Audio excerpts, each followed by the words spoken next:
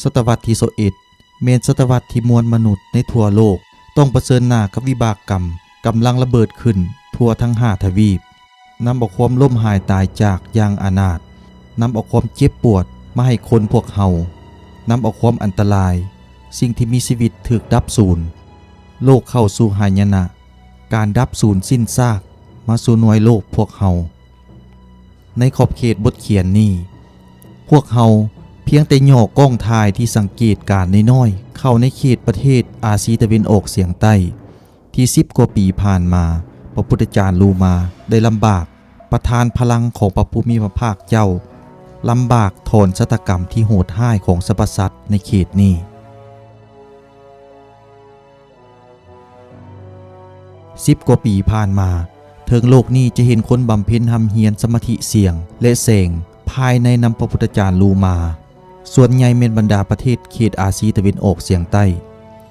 หลายคนเมนแต่พวกข้าพเจ้าลูกศิษย์ของพระพุทธเจ้าลูมาก็คิดว่าอาจจะมีแต่เขตอาซีตะวันออกเฉียงใต้ชะตากรรมนักหน่วงพระพุทธเจ้าของยุคศตวรรษที่21จึงสุ่มใส่โพดเขตอาซีตะวันออกเฉียงใต้หลายสรรพสัตว์เขตอาซีตะวันออกเฉียงใต้มีบุญสัมพันธ์กับพระองค์หลายกว่าหลายปีผ่านมานี้นอกจากเขตอาซีตะวันออกเฉียงใต้แล้วยังเห็นพระพุทธเจ้าลูมาไปเทศนาระยะสั้นอ้อมโลกอีกพระองค์ได้ไปทวีปยุโรปทวีปอเมริกาเฮาจึงฮู้ว่าในสิ่งที่เฮาบ่สามารถเห็นชะตากรรมของสรรพสัตว์เป็นสายเลนทั่วทวีปที่บ่มีขอบเขตบ่มีพรมแดนพระพุทธเจ้าของยุคบ่แม่นขึ้นกับผู้ใดหมดบ่ขึ้นกับประเทศใดทวีปใดพระผู้มีพระภาคเจ้าทรงพระองค์ไปทุกมุมทุกแก่เทิงโลกนี้บนที่เหตุบ่ดีที่สรรพสัตว์สร้างขึ้นมาหลายชาติหลายสิ้นกำลังจะเต้าโหมปิ่นมากที่ข่มขืนเพชรฮ้อนนั้นเป็นภัยพิบัติมหาอุทกภัยแผ่นดินไหวคลื่นสึนามิพระพุทธเจ้าย่านเหตุสรรพสัตว์ย่านผล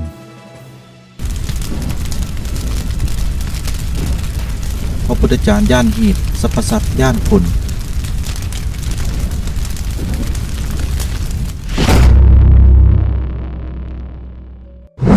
ท้ายเดือน5ปี2018หลังจากการเทศนาอยู่เมียนมาอินเดียกัมพูเชียลาวไทยพระพุทธเจ้าได้ออกเดินทางกลับเมืองอเมริกาเพื่อสืบต่อการเทศนาอยู่ทวีปอเมริกาแต่ภาคตะวันตกหาภาคตะวันออกพระองค์ได้เว้ากับลูกศิษย์ว่าหลังจากประเทศอเมริกาอาตมาจะไปยุโรปย้อนทวีปอเมริกาและทวีปยุโรปก็ต้องการถอนชะตากรรมเพราะสรรพสัตว์อยู่บนนี้กำลังนอนในความอันตรายอาตมาคือกับนั่งถึงกองไฟถ้าว่า2 เดือนเขตอาซีตะวันออกหักขาดเงาของอาตมาเขตนั้นอันตรายที่สุด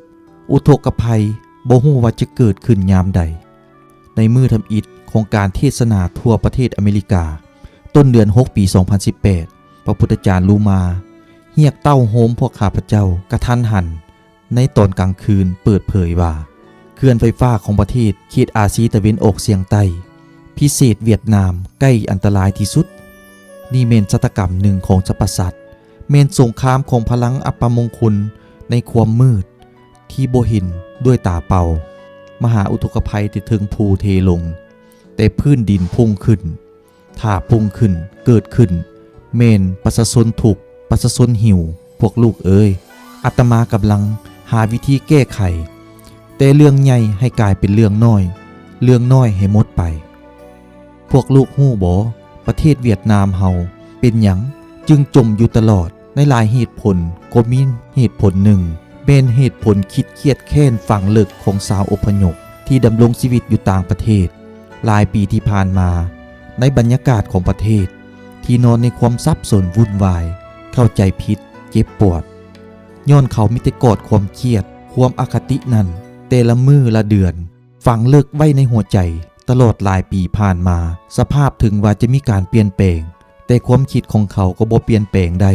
สร้างเป็นก้อนพลังอัปมงคลปกคลุมประเทศพวกเฮาเป็นหยังอาตมาต้องมาเทศนาอยู่อเมริกาก็ย้อนแนวนั้นละในหลายบทเทศนาพระพุทธเจ้าเคยเว้าชะตากรรมมันคือพวกไวรัสชนิดหนึ่งก่อพยาธิถ้าเฮามีความต้านทาน ป้องกันมันก่อนมันก็กีงขามมันก็ย่านและการแพร่ระบาดของมันก็ลดลงทันทีการต้านทานป้องกันกับไวรัสนี้เมนหยังพวกข้าพเจ้าเข้าใจพระพุทธเจ้าอยากเว้าถึงความศรัทธาของสรรพสัตว์ต่อกับสิ่งที่ศักดิ์สิทธิ์ที่สูงส่งและคำอธิษฐานของเขาต่อบรรดาพระองค์ภาวนาต่อพระพุทธะขอให้พระองค์ช่วยเหลือ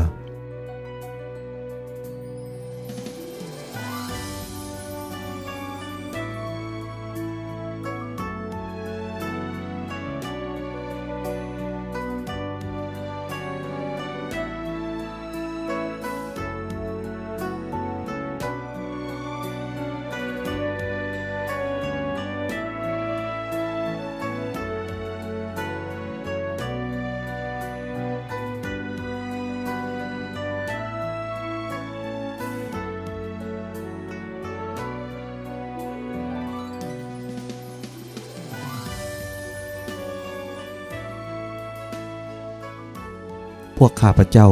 เป็นผู้ที่ติดตามพระพุทธเจ้าลูมาห้ำเฮียนประสูติที่ถึกทวนแท้จริง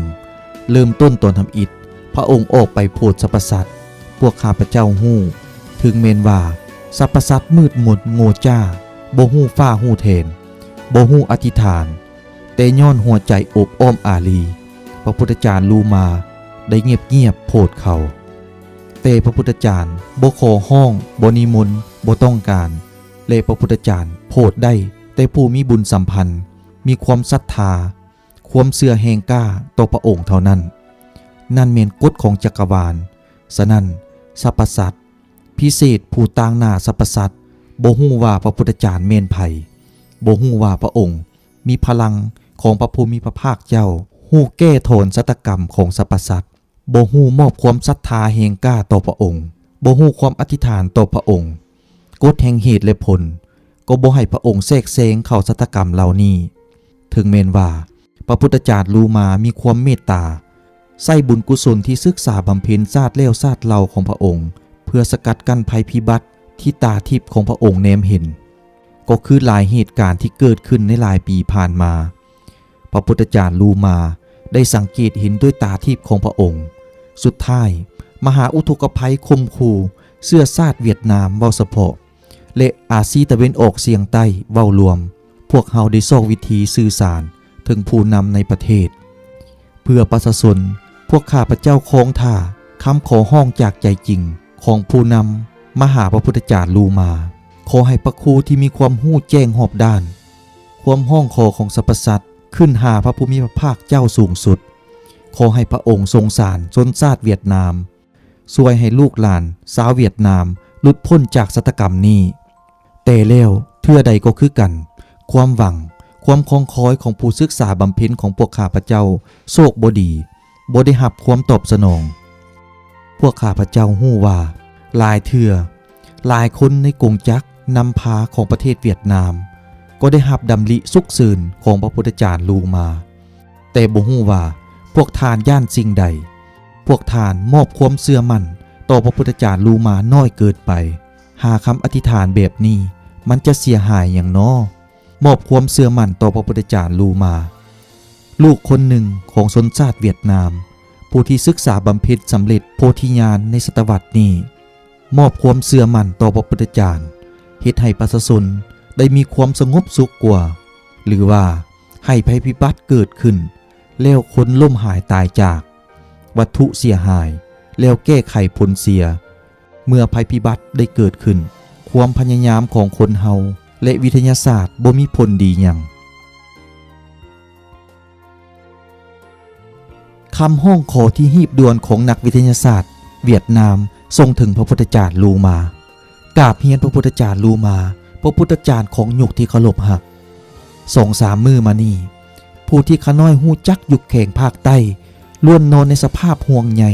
ใจห้อยใจแขวนเคลื่อนไฟฟ้าเซเปลี่ยนสีน้ำน้อยของแข่งอัตตปือถูกตามคำทำนายของพระองค์13บ้านอยู่อ้อมแอมจมอยู่ใต้น้ำใต้ต่มเกือบ 6,000 คนหนีจากเฮือนซานบ้านทรง 1,400 คนยังถูกติดข้างบ่สามารถออกมาได้431 คนตายและ1,000 คนหายสาบสูญเหตุผลแม่นย้อนเขื่อนแตกผู้ที่มีหน้าที่เว้าว่า ย้อนฝนตกแหงแก่ยาวหลายมือเฮ็ดให้เขื่อนบ่สามารถรับน้ำได้ย้อนเขื่อนไฟฟ้าอยู่ลาวแตกเรียบตามลำแม่น้ำคองอยู่กัมพูเชียถูกรับผลสะท้อนจากภัยพิบัติใหญ่ภาคตะวันตกภาคใต้ของประเทศเฮาคืออ่านย่างเจ้าดกหลายแห่ง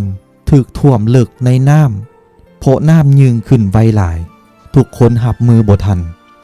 อยู่ภาคเหนือเวียดนามฝนตกแห้งน้ำไหลหลากแก่ยาวแต่เดือน6มาฮอดเดี๋ยวนี้พวกแข่งเซินล่าลายเจ้าเดียนเบียนล้าวกายเอียนบ้ายหายย่างฟูโถแทงหัวล้วนถึกน้ำท่วมกวดล่างดินโดนถึกถล่มเฮือนซานงัวควายถึกน้ำสุไปท่วมเส้นทางคมนาคมถึกตัดขาดเป็น10คนตายอยู่กวงน้ำอยู่เขตเขื่อนไฟฟ้าทรงแยงส่ง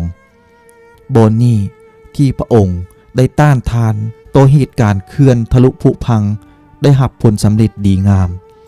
ในหลายปีก่อนนี้แต่เตือน5 ปี 2018 มานี้แผ่นดินไหวโตเนืองเกิดขึ้นเพียงแต่3 มื้อแต่วันที่26-28 เดือน7 ปี 2018 ได้เกิดแผ่นดินไหว6 เทื่อโตเนืองกันในนั้นมี4 ครั้งแผ่นดินไหวแห้งเกิดขึ้นอยู่ภายใน1 ชั่วโมง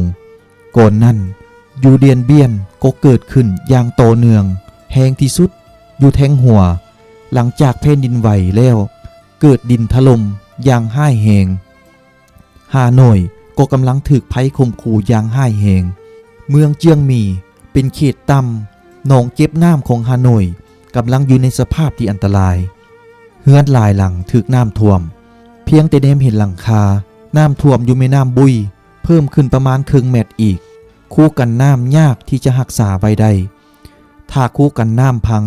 น้ำทะลุลงสู่ฮาดงและหลายคนอยู่ฮานอยแต่เฮียนพระพุทธเจ้าลูมาย่านที่สุดอยู่ภาคเหนือเวียดนามเม่นเขื่อนไฟฟ้าอยู่หัวบิงผู้ที่เฮ็ดเวียกเกี่ยวกับวิทยาศาสตร์เฮ็ดให้หัวใจของพวกฮานอยคือว่าหยุดเต้นเมื่อฮู้ว่าย้อนความดันของฝนตกน้ำท่วมเขื่อนไฟฟ้าหัวบิงต้องปล่อยน้ำออกจะเกิดการดินเจือนดินถล่มใหญ่ในเขตใกล้เคียงเป็นปัญหาสำคัญของเสถียรภาพของโครงการถ้าเขื่อนไฟฟ้าหัวบิงถึกพังฮานอยและพวกเขตในทงเพียงภาคเหนือจะถึกจมอยู่ใต้น้ำ9 เมตรน้ำในอ่างเก็บน้ำเขื่อนหัวบิงจะล้นออกไปทั่วทุกสิ่งอย่างทุกสิ่งตามทางกวดจะถึกไปจนฮอดทะเลตะวันออกกราบเฮียนพระพุทธเจ้าลูมาภัยพิบัติข้างเทิงนั้นพระองค์ได้แจ้งเตือนในดำริหลายฉบับทรงให้ผู้นำของประเทศเวียดนามพระองค์ย้ำใดก็เตือนทุกคนชี้แนะเส้นทางที่ดีภาวนาอธิษฐานผู้ศักดิ์สิทธิ์สูงสุดอย่าสุปาทิมผู้คนในศตวรรษที่วุ่นวายสับสนนี้รัฐบาลเวียดนามเดี๋ยวนี้ต้องหับมือแต่สำหรับผู้คนขั้ววิทยาศาสตร์พวกข้าพเจ้าเข้าใจว่าถ้าปล่อยให้เรื่องมันเกิดขึ้นทุกๆการป้องกันหับมือของคนเฮามันได้สายเกินไปแล้ววิทยาศาสตร์ของคนเฮาเพียงแต่กล่าวเตือนแผ่นดินไหวเพียงแต่พยากรณ์อากาศฟ้าลมฝนตกก็ยังบ่ทันกวดขันได้ภาษาหยังเว้าถึงความอันตรายของอุทกภัยสิ่งที่มันกำลังแปรเปลี่ยนที่ซับซ้อนถ้าฝนตกน้ำท่วมแห้งแก่ยาวพัดเคียงคู่กับแผ่นดินไหวอีกภัยพิบัติใหญ่หลวงนี้จะคมคู่ถึงการยืนยงของเผ่าพันธุ์ของประเทศชาติและชนชาติเวียดนามของพวกเฮากราบเฮียนพระพุทธเจ้าลูมาเมื่อภัยพิบัติเกิดขึ้นจึงเห็นคนเฮาน้อยเกินไปและถูกกระทบง่ายฉะนั้นในนาทีชนชาติตกอยู่ในสภาพอันตรายนี้ประชาชนเวียดนามฮู้เพียงแต่หันหน้าหาพระองค์พระผู้มีพระภาคเจ้าสูงสุดที่พระองค์เป็นผู้ต่างหน้าขอวิงวอนพระองค์เปิดใจอบอ้อมอารีนำเอาลูกหลานเวียดนามเมตตาสรรพสัตว์สกัดกั้นบ่ให้เรื่องห้ายแฮงไปกว่านี้ให้มวลมนุษย์ได้มีโอกาสได้เปลี่ยนแปลงความผิดพลาดของตนต่อแม่หน่วยโลกนี้ต่างหน้าให้ลูกหลานคนเวียดนามขอขอบใจด้วยความเคารพหักบุญกุศลของพระองค์สาธุอาเมตตาพุทธโอมลูมาโอมลูมาโอมลูมาฮานอยวันที่1 เดือน 8 ปี 2018 ปริญญาเอกเงียนมิงเวียดประธานศูนย์ค้นคว้าวิทยาศาสตร์และอุตสาหกรรมขาน้อยโคกาบเฮียนพระพุทธจารย์ลูมาขาน้อยเมนพนักงานสังกัดรัฐประเทศเวียดนามพระองค์ได้หับขาน้อยเป็นลูกศิษย์ทำเฮียนประสูติเสียงมหัศจรรย์แต่ปี 2013 ขาน้อยยามใดก็มีความศรัทธาแห่งกล้าต่อพระพุทธจารย์ลูมาพระองค์เมนผู้ที่หู้แจ้งหอบด้านยามใดก็เมตตาโปรดปรานช่วยเหลือสรรพสัตว์ยุคทรัพย์สดวุ่นวายสรรพสัตว์บ่ยอมศึกษาบำเพ็ญบ่ยอมเปลี่ยนแปลงตนเองยามใดก็โดดเข้าสู่การญาติแยงสิ่งดีสิ่งดินฆ่าฟันลันแทงตัดไม้ทำลายป่าเฮ็ดให้มีมลพิษในสิ่งแวดล้อมฉะนั้นภัยพิบัติเกิดขึ้นแม้นสิ่งที่บ่สามารถหลีกเลี่ยงได้ปัจจุบันขาน้อยฮู้ว่าพระองค์กำลังเทศนาธรรมอยู่ทางทวีปยุโรปขาน้อยวิ่งวอนนิมนต์ขอให้พระองค์เปิดใจโอบอ้อมอารีช่วยประเทศเวียดนามพวกขาน้อยเว้าเฉพาะและบรรดาประเทศอาซีตะวันออกเฉียงใต้เว้ารวมได้หลุดพ้นจากภัยพิบัติเพราะปัจจุบันสรรพสัตว์เวียดนามและอาซีตะวันออกเฉียงใต้กำลังต้องเบรกหาบพวกฆาตกรรมนักหน่วงอุทกภัยทุกหนแห่งพร้อมกับพญาติอึดหิวเขาหลบหักคองคอยพลังที่ให้เทียมทานจากพระพุทธจารย์ลูมาช่วยเหลือประเทศเวียดนามของพวกขาน้อยมีเพียงแต่ความเมตตากรุณาของพระพุทธจารย์จึงสามารถแก้ไขโทนฆาตกรรมมหาอุทกภัยให้ประเทศพวกขาน้อยได้เท่านั้นพวกขาน้อยขอวิ่งวอนนิมนต์พระองค์ขอขอบใจความเมตตากรุณาของพระองค์ฮานอยวันที่ 6 เดือน 8 ปี 2018 ขาน้อยฟาร์มสวนเจียนตลอดช่วงเทศนาเดือน 6 ปี 2018 ทั่วทั้งทุกรัฐเขตภาคใต้ของประเทศอเมริกาแต่แคลิฟอร์เนียนีบันดาการนีซีจ็อกเซอร์ถึงฟลอริดาพระพุทธจารย์ลูมาบ่เพียงแต่สุ่มใส่แก้ไขฆาตกรรมอยู่ประเทศอเมริกาเท่านั้นพุทธปัญญาของพระองค์ยังลบล้างฆาตกรรมเกิดขึ้นอยู่เวียดนามและอาซีตะวันออกเฉียงใต้สรรพสัตว์มีไผล่ะเข้าใจได้ความหักความเมตตาที่สูงส่งของพระพุทธจารย์ลูมาอยากดับศูนย์ฆาตกรรมต้องดับศูนย์หากเงาของมันอาตมาต้องไปแต่ละหากเงาของฆาตกรรมเดี๋ยวนี้สรรพสัตว์กำลังประเสริญหน้าอาตมาก็เมนพลเมืองของประเทศเวียดนามก็เกิดและใหญ่ขึ้นอยู่ในประเทศพวกเฮาถึงเมนว่าอาตมาจากไปแต่อายุ12 ปีแต่ก็เคยกินข้าวในประเทศนั้นย่างไปถึงทางประเทศนั้นก็เป็นหนี้บุญคุณของปู่ย่าตายายของบรรพบุรุษกินน้ำต้องจือต้นน้ำกินหมักไม้ต้องคิดถึงผู้ปลูก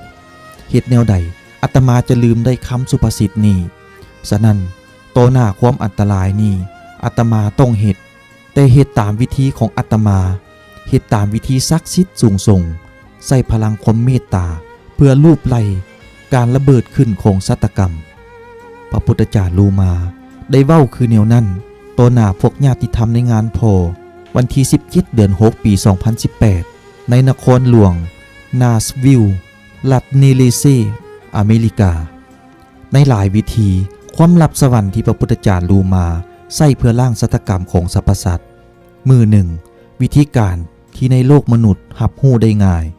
นั่นเมนพระองค์ใส่เสียงดนตรีของโลกมนุษย์เพื่อซ่อนเสียงไหลเวียนวิเศษของพระภูมิพระภาคเจ้าในเสียงดนตรีของโลกมนุษย์นั้นพลังเสียงจากพลังความหักความเมตตาของพระพุทธเจ้าของพระภูมิพระภาคเจ้าจะค่อยๆผ่อนคลายพลังดับสูญสร้างความหายนะให้สรรพสัตว์ลงเสียงไหลเวียนอยู่ในสั้นคลื่นดนตรีของจักรวาลผ่านดนตรีของโลกมนุษย์จะช่วยให้พระพุทธเจ้าจูดเผาฆาตกรรมของมวลมนุษย์ที่ได้สร้างขึ้นมาหลายชาติหลายสิ้นสิ่งนี้มีแต่ผู้ที่มีบุญวาสนาบุญบารมีเพียงพอมาหำเฮียนบำเพ็ญเสียงและแสงภายในอย่างอื่นว่าเสียงมหัศจรรย์นำพระพุทธจารย์ลูมาจึงจะเข้าใจได้วางโมมานี่พวกเขาเห็นพระพุทธจารย์ลูมาอนุญาตให้ออกแผ่นเสียงเว้าถึงความหักประธรรมบ้านเกิดเมืองนอนรวมทั้งดนตรีเพลงของพวกนักดนตรีที่มหาชนนิยมสมชอบจากบทกวีของพระองค์ผู้เขียนบทนี้ฮู้ว่า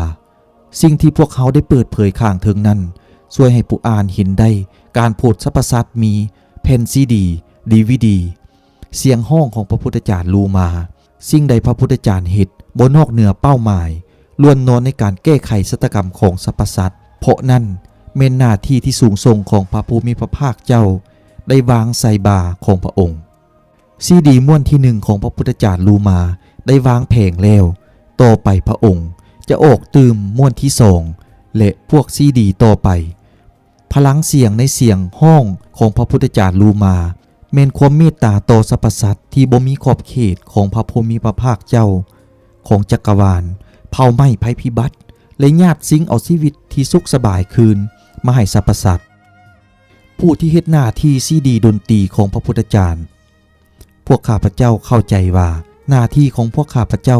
ต้องให้ออกและวางซีดีของพระองค์ให้ไวถือกับกำหนดเวลาประทานออกกว้างควงเพื่อให้พลังความเมตตาเสียงของพระพุทธเจ้าลูมาทมคุมชะตากรรมของสรรพสัตว์ในสิ่งที่แนมบ่เห็นถ้าเสียงไหลเวียนนี่ถือขาดบั้นขาดตอนจะมีเรื่องอย่างเกิดขึ้นกับประเทศเวียดนามอาซีตะวันออกเฉียงใต้และโลกพวกเขาเข้าใจเอาเองต้นเดือน7 ปี 2018 สำเร็จการเทศนาอยู่ประเทศอเมริกาแล้วพระพุทธเจ้าลูมาสืบต่อการเทศนาให้แก่สรรพสัตว์อยู่ถึงทวีปยุโรปการเทศนาของพระองค์อยู่ประเทศสาธารณรัฐเยอรมันสาธารณรัฐฝรั่งเศสเซโกสโลวากีพระพุทธเจ้าลูมายามใดก็เว้าถึงเหตุการณ์มหาอุทกภัยจากบรรดาเขื่อนอยู่เวียดนามและอาซีตะวันออกเฉียงใต้เหตุการณ์เขื่อนเซเปียนซีน้ำน้อยอยู่เขงอัตตปือลาวพังได้สร้างความทุกข์ยากให้แก่ชาวลาวได้เฮ็ดให้หัวใจของพระพุทธเจ้าลูมาเจ็บปวดเฮ็ดหยังได้เดี๋ยวนี้เมื่อสรรพสัตว์บ่เชื่อคำทำนายของพระพุทธเจ้าบ่ร่วมมือกับพระองค์พวกลูกศิษย์ของพระพุทธเจ้าทั่วสารทิศอยู่ถึงโลกกำลังพร้อมกันด้วยจิตใจที่ดีงามของตนเพื่อช่วยบรรเทาทุกข์ให้ชาวลาวแต่เว้าวัตถุเล็กน้อยเฮ็ดแนวใดจะทดแทนทมคุมความเจ็บปวดที่ใหญ่หลวงที่ประชาชนลาวได้แบกหาบพระพุทธเจ้าลูมาเว้าอยู่ประเทศสาธารณรัฐเซโกว่ามหาอุทกภัยอยู่เวียดนามจะใหญ่กว่าอยู่ประเทศลาวแต่โชคดีเวียดนามมีคนบำเพ็ญประสูติเสียงมหัศจรรย์นั่งสมาธิหลายกว่าและเข้าร่วมงานวิปัสสนาหลายอธิษฐานต่อพระภูมิพระภาคเจ้าต่อพระพุทธเจ้าฉะนั้นชะตากรรมนี้สัวข่าวยังบ่ทันระเบิดแต่บ่ทันหมดดอกผู้ศึกษาบำเพ็ญพวกเขาควรสมาธิมอบบุญกุศลการศึกษาบำเพ็ญของตนให้แก่สรรพสัตว์อธิษฐานให้พระภูมิพระภาคเจ้าช่วยเหลือให้ผ่านพ้นเคราะห์ร้ายนี้พวกซีดีเสียงห้องของพระพุทธเจ้าลูมาผู้ศึกษาบำเพ็ญได้สืบต่อประทานไปทั่วทุกแห่งปกคุมโดยความหักความเมตตาของพระพุทธเจ้าถึงเขตแคว้นที่เสียงห้องของพระองค์ได้ดังขึ้นเพื่อช่วยบอนนั้นดับสูญชะตากรรมพระพุทธเจ้าลูมาสอนลูกศิษย์ถ้าลีกก็ให้ลีกเหตุอย่าให้มากมันเกิดแล้วจึงไปแก้ไขเวลานั้นมันจะสายเกิดไปสรรพสัตว์เจ็บปวดแล้วแต่สรรพสัตว์ผัดมีความคิดไหลเมื่อมากมันได้เกิดแล้วเท่านั้นย้อนแนวนั้นพวกข้าพเจ้าก็ฝากบทเกียรตินี้ถึงพวกทานทั้งหมดด้วยความหวังดีด้วยจิตใจทั้งหมดของผู้ศึกษาบำเพ็ญพระสูตรที่ถึกทวนแท้จริงของพวกข้าพเจ้า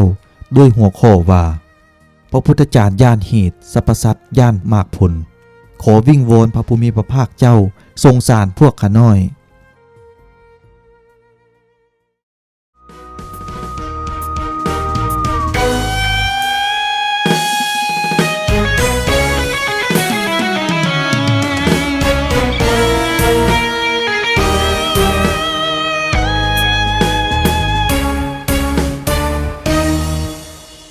Tôi đau xót nhìn anh em mình đang đói khổ.